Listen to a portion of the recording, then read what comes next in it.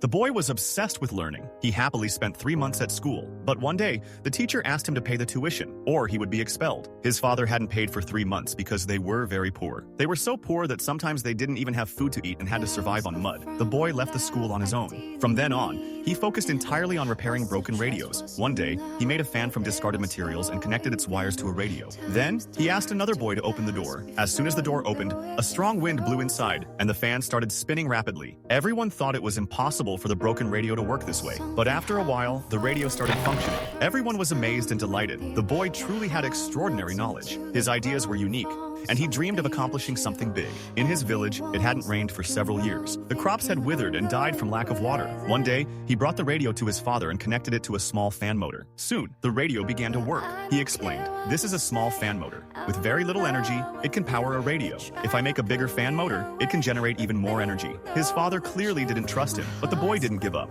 Every day, he asked his father to lend him the bicycle. His father refused because of their poverty. One day, his father finally came to him and said, "I'm ready to give you the bicycle." The boy was overjoyed. "Dad, just trust me this once. I won't let you down. I'm different from the others." His father agreed and gave him the bicycle. The boy soon built a motor. He placed a pipe into the well and connected it to the motor. With the help of his father and some villagers, they erected a tall pole like a tower. A large fan was mounted on top, and the bicycle was connected as well. The boy tied the wires to the motor and released the fan. The fan began to spin. Everyone waited anxiously to see what would happen. The boy stood there, full of hope and excitement. The next day, while people were working in the fields, the motor suddenly started running. Everyone watched as water slowly began to flow through the pipe. Soon, water gushed out. The villagers cheered with joy. For the first time, the boy's father embraced him. The boy had achieved his dream. Water reached the fields. His father looked at him with pride and love. Within a few days, the crops began to grow again. For anyone wondering, the movie is called The Boy Who Harnessed the Wind.